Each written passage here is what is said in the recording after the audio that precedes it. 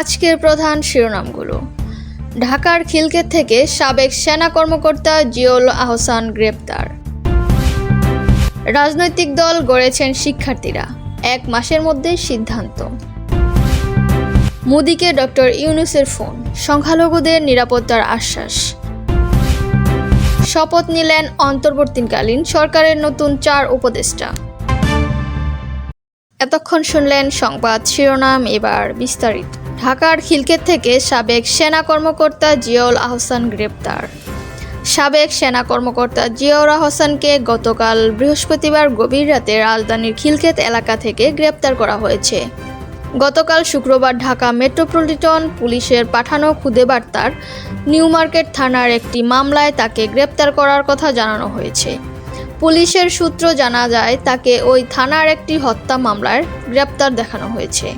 গত মঙ্গলবার major general Ziaul আহসানকে চাকরি থেকে অব্যাহতি দেওয়া হয়। আন্তঃবাহিনী জনসংযোগ পরিদপ্তর এক সংবাদ বিজ্ঞপ্তিতে সেদিন কথা জানায়। তিনি ন্যাশনাল টেলিকমিউনিকেশনের মনিটরিং সেন্টারের মহাপরিচালক ছিলেন।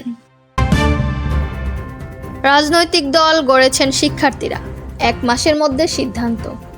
অন্তর্বর্তী সরকার দায়িত্ব নেওয়ার পর বাংলাদেশের 2টি প্রধান রাজনৈতিক দল দ্রুত নির্বাচনের জন্য আহ্বান জানালেও তা প্রত্যাখ্যান করেছেন ছাত্র আন্দোলনকারীরা। এই আন্দোলনের সঙ্গে সম্পৃক্ত 4 জন নেতার সাক্ষাৎকারের ভিত্তিতে ব্রিটিশ বার্তা সংস্থা রয়টার্স জানিয়েছে, সংস্কারের জন্য তারা এখন নিজেদের দল গঠনের কথা বিবেচনা করছেন। শেখ হাসিনার বিচারের দাবিতে বৈষম্য বিরোধী ছাত্র আন্দোলনের বিক্ষোভ।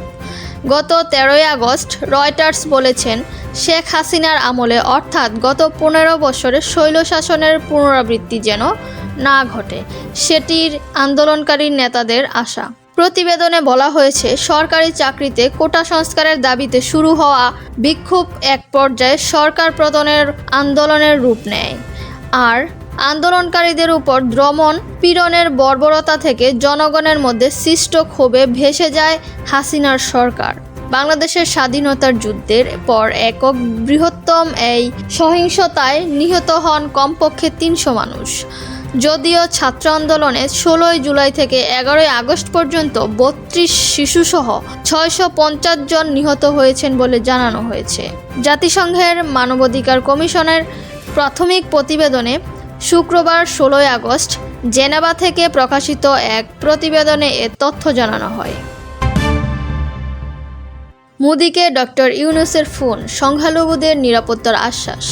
ভারতের প্রধানমন্ত্রী নরেন্দ্র মোদির সঙ্গে অন্তর্বর্তী সরকারের প্রধান উপদেষ্টা ডক্টর মোহাম্মদ ইউনূসের ফোনালাপ হয়েছে। সংবাদ মাধ্যম এনডিটিভি জানিয়েছেন, ফোনালাপে ডক্টর মোহাম্মদ ইউনূস ভারতের প্রধানমন্ত্রীকে বাংলাদেশের হিন্দুসহ সব সংখ্যালঘুপূর্ণ নিরাপত্তা নিশ্চিতের আশ্বাস দিয়েছেন। শুক্রবার 17 আগস্ট সামাজিক যোগাযোগের মাধ্যমে দেওয়া পোস্টে ফোনালাপের বিষয়টি নিশ্চিত করেছেন নরেন্দ্র মোদি। তিনি লিখেছেন, বাংলাদেশের অন্তর্বর্তী সরকারের প্রধান উপদেষ্টা অধ্যাপক ইউনূসের কাছ থেকে ফোন পেয়েছি, বর্তমান পরিস্থিতি নিয়ে কথা হয়েছে। পোস্টে তিনি আরও লেখেন, একটি গণতান্ত্রিক, স্থিতিশীল, শান্তিপূর্ণ এবং অগ্রগামী বাংলাদেশের প্রতি ভারতের সমর্থনের বিষয়টি পূর্ণ ব্যক্ত করেছেন। তিনি আমাকে বাংলাদেশের হিন্দুসহ সমস্ত সংখ্যালঘুদের সুরক্ষা ও নিরাপত্তা নিশ্চিতের আশ্বাস দিয়েছেন।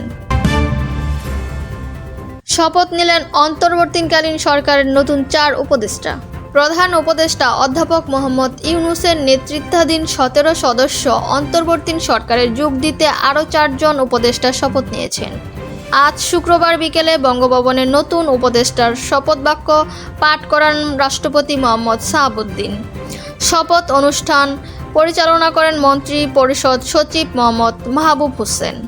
নতুন উপদেষ্টারা হলেন অর্থনীতিবিদ ওয়াহিদ উদ্দিন মাহমুদ, সাবেক মন্ত্রিপরিষদ সচিব আলী ইমাম মজুমদার, সাবেক বিদ্যুৎ সচিব মোহাম্মদ ফাউজুল কবির খান ও লেফটেন্যান্ট জেনারেল জাহাঙ্গীর আলম চৌধুরী।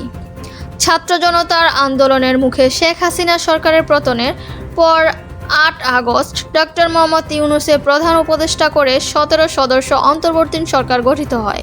নতুন 4 জন উপদেষ্টা শপথ নেওয়ার সদস্য সংখ্যা হল 21। নতুন উপদেষ্টাদের এখনও দপ্তর বণ্টন হয়নি। এতক্ষণ সঙ্গে থাকার জন্য ধন্যবাদ।